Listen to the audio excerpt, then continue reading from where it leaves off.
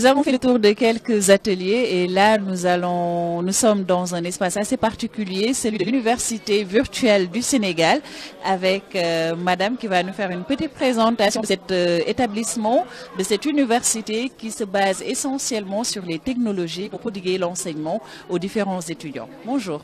Bonjour, oui, je suis Dr Absa Gassama, chef de division de la recherche, de la valorisation et de l'innovation à l'Université virtuelle du Sénégal.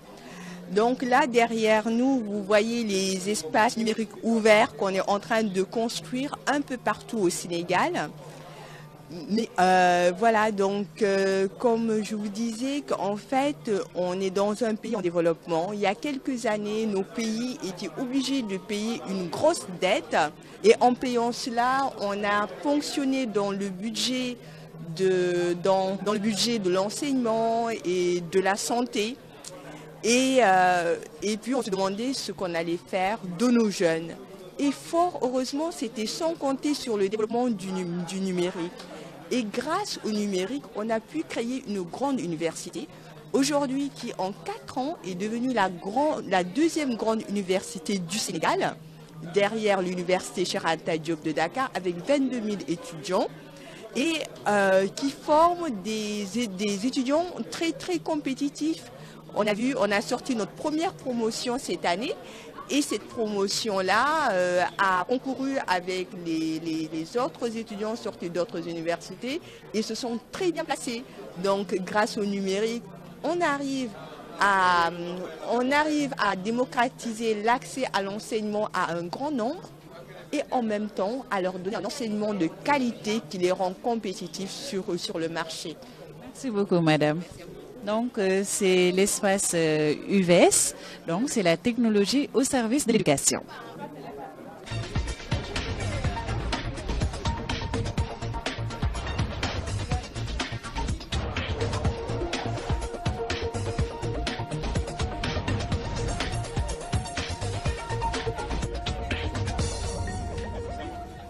Chez DC, qu'est-ce que vous faites? Quelles sont vos missions? Quel est l'intérêt de cette structure? Voilà, donc les centres de recherche et d'essai qu'on appelle CET, qui dépendent du ministère de l'Enseignement supérieur, de la Recherche et de l'Innovation, sont des structures décentralisées qui ont pour mission de pouvoir au moins vulgariser les résultats de la recherche, donc pour permettre d'accompagner les populations donc, sur l'utilisation de la technologie dans leur vie quotidienne. Donc par rapport à cette initiative, aujourd'hui les centres de recherche sont un peu implantés un peu partout dans le Sénégal. Donc ça constitue pratiquement plus d'une vingtaine de centres donc, qui évoluent dans ce sens, dans la même optique, mais spécifiquement au niveau du centre de recherche et d'essai, là où j'évolue, donc nous avons un programme qui accompagne les écoles, donc un programme qui s'appelle TIC et système éducatif, qui est en fait un projet qui a été mis en place depuis plus de 8 ans donc, par le Centre de recherche et d'essai dans le cadre de booster un peu les sciences vers l'excellence. Donc avec nos résultats que nous avons obtenus à travers des logiciels libres éducatifs que nous avons mis en place, qui ont été validés par des enseignants créés en main au niveau du système éducatif, nous a permis aujourd'hui de pouvoir implanter et accompagner plus d'une vingtaine d'établissements dans nos jours. Donc avec une forte équipe constituée d'étudiants que nous avons formés, que nous avons des facilitateurs TIC, qui accompagnent dans le programme scolaire durant l'année académique les établissements à pouvoir au moins relever leur niveau en français et en mathématiques. On fait du transfert de compétences. Voilà, donc il y a des transferts de compétences par rapport donc, à la technologie aujourd'hui. Voilà, donc par rapport maintenant au mercredi des sciences, qui est un projet qui vient à son heure, je pense que en fait, ce projet qui a été mis en place par le Centre de recherche et d'essai donc, va permettre au moins de vulgariser les possibilités qui existent, qui permettent aux élèves vraiment de voir qu'aujourd'hui, la science, c'est du jeu. Ce n'est pas quelque chose que nous avons l'habitude de penser que c'est difficile. Si je dis ça, c'est par rapport à l'allusion. Il y a des élèves aujourd'hui Il y a quelques moments, j'ai rencontré un élève qui fait partie de vos invités, qui avait même des difficultés pour comprendre comment développer les identités remarquables. Alors ça m'a beaucoup étonné, pourtant ce n'est pas quelque chose qui est difficile.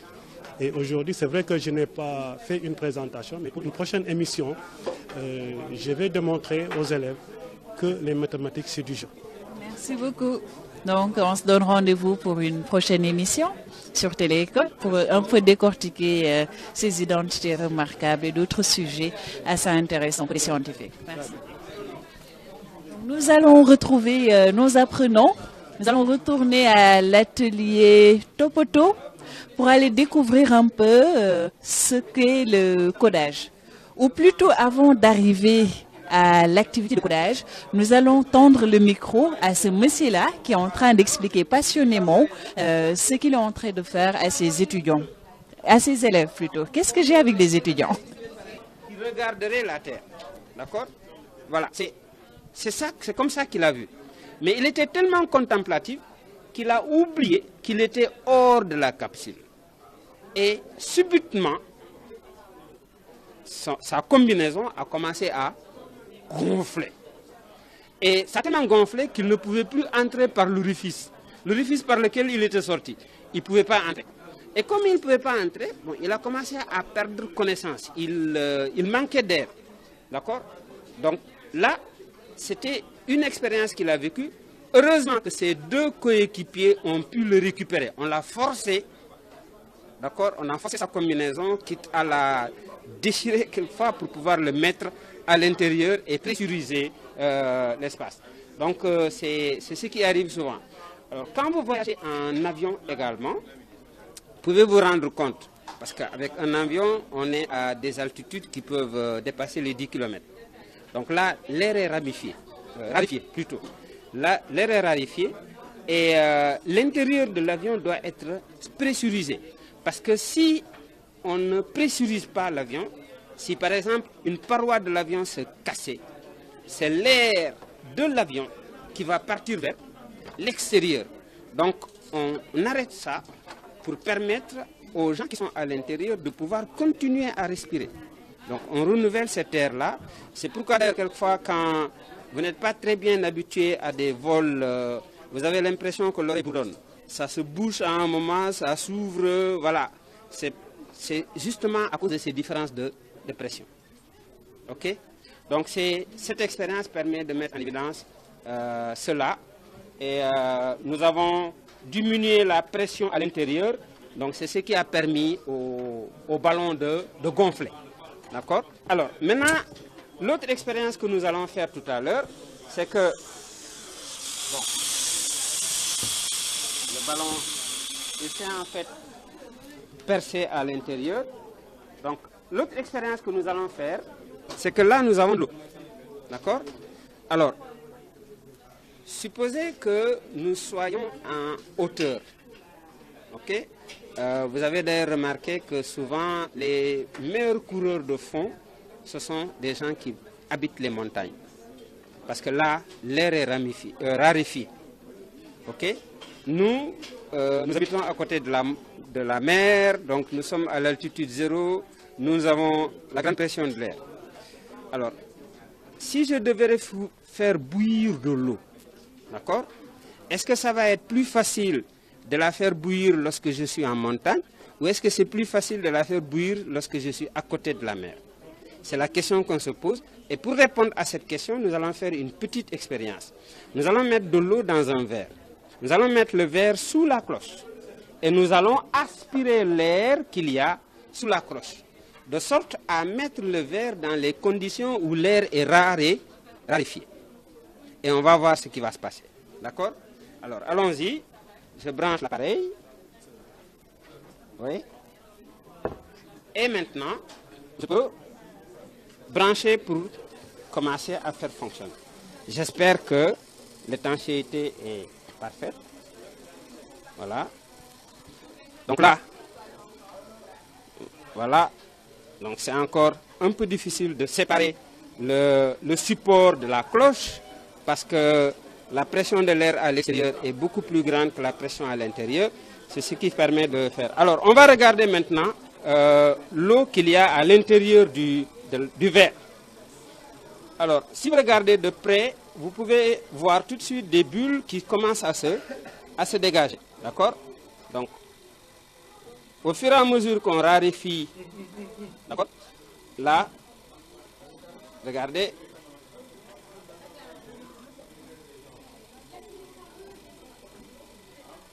Voilà. L'eau a commencé à bouillir. D'accord? Et vous la voyez bouillir. Bien. Maintenant, on va voir est-ce que cette eau est chaude ou pas. Est-ce qu'elle est chaude? Peut-être pas, peut-être oui. D'accord? Mais on va faire l'expérience. Donc, on va arrêter. Hein? Voilà, vous arrêtez. Parfait. Et là, on va remettre de l'air à l'intérieur. Et ensuite, récupérer notre verre.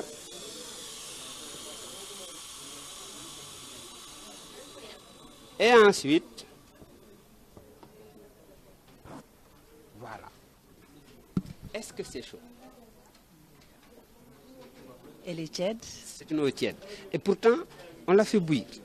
Alors, regardez tout autour du verre, juste en haut, vous allez voir des buées. D'accord? C'est de la vapeur d'eau. Ok. On a fait bouillir de l'eau à une température qui est autour de, disons, 25 degrés Celsius sous la cloche. D'accord?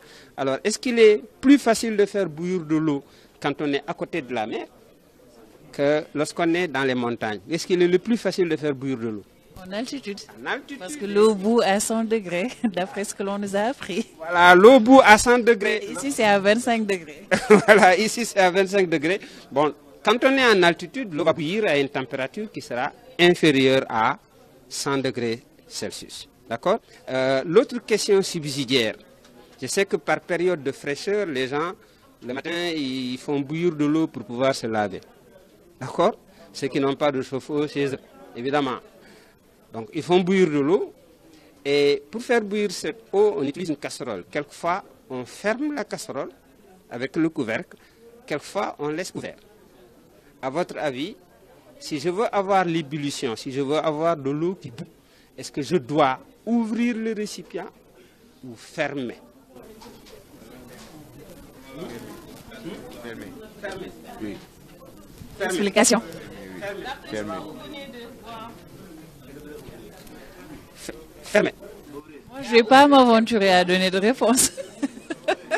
Alors, quand est-ce que l'eau bout le plus facilement? Lorsque la pression est petite ou est-ce que la pression est grande?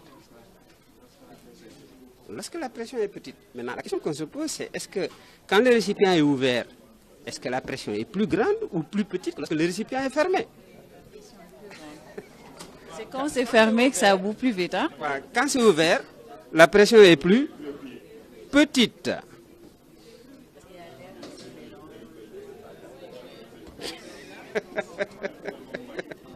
Oui. Donc là, vous savez, les cocottes minutes, ça permet de faire cuire un repas rapidement. Mais dans le fond, la cocotte minute, avant que l'eau n'atteigne sa température d'ébullition, on est à 120 degrés. On n'est pas à 100 degrés parce que la pression est beaucoup plus importante à l'intérieur qu'à l'extérieur. D'accord? On est au-delà de la pression atmosphérique. Donc l'eau ne va pas bouillir à 100 degrés, ça va bouillir un peu plus. Et par conséquent, les légumes et les aliments que l'on met vont cuire beaucoup plus vite parce que la température est un peu plus élevée lorsque l'eau est en train de bouillir. Mais si je veux faire bouillir de l'eau, simplement, mais la meilleure solution, c'est de laisser le récipient ouvert. Parce que si vous fermez, ça va bouillir, mais c'est au-delà de 100 degrés. Vous allez avoir de l'eau très chaude, en fait. OK? Avant que ça commence à faire des bulles, vous serez déjà au-delà de 100 degrés Celsius. Vous avez compris la nuance, hein? Voilà, parfaitement. Quand mes enfants ont suivi l'expérience à Sédounou-Routal, Quand on est rentré à la maison, le lendemain, la grande faisait bouillir de l'eau et la petite lui a dit, il ne faut pas fermer. Donc voilà, elles ont retenu quelque chose. Voilà, ok.